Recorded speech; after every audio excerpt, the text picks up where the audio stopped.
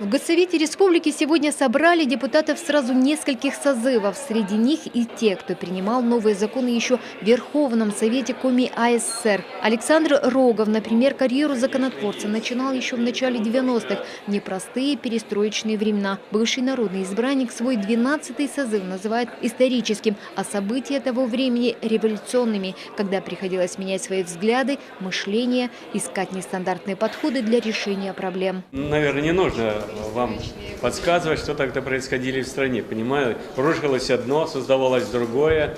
Не все понимали, что создавалось, как создавать ее. Но жить-то надо было. Работать нужно было. Нужно было, чтобы предприятия развивались, чтобы экономика развивалась. Они на чем-то должны были основываться. Советские законы уже, понимаете, они уже еще действовали вроде бы, но они уже не соответствовали той реальности. А новых не было, поэтому процесс был такой очень бурный.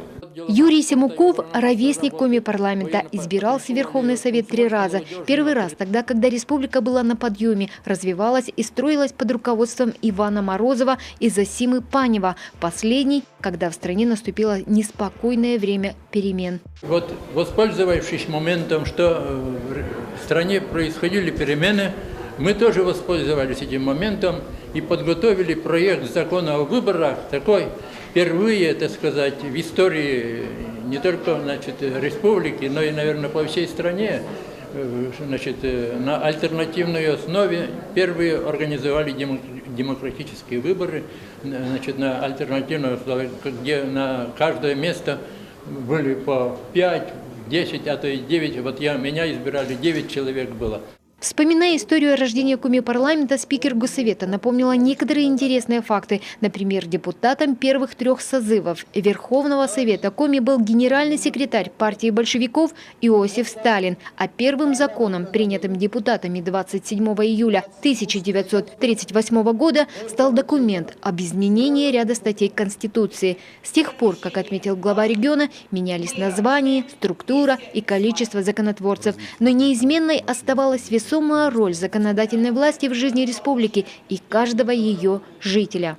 Депутаты Верховного Совета, а ныне депутаты Государственного Совета Республики Коми принимали и принимают важнейшие законы, связанные с развитием жизнедеятельностью нашего региона. У нас бывают очень острые, очень жаркие дискуссии, но это все во имя и на благо качественной отработки тех законодательных инициатив, которые вносятся как исполнительным органам власти региона, так и самими депутатами.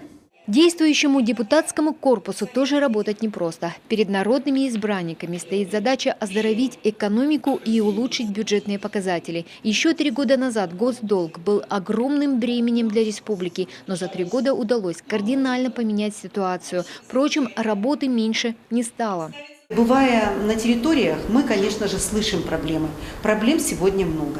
Это, конечно же, жилищно-коммунальные проблемы, это проблемы водоснабжения, это проблемы обустройства детских, спортивных площадок, конечно же, строительства и социальных объектов. Спикер напомнила слова Юрия Спиридонова, который в свое время сыграл большую роль в становлении законодательного органа республики. Будучи председателем Верховного Совета, он часто повторял: «Наша главная задача – не потерять перспективу развития республики». Этому принципу следуют и нынешние парламентарии. Елена Кононова, Артем Соколов, телеканал Юрган.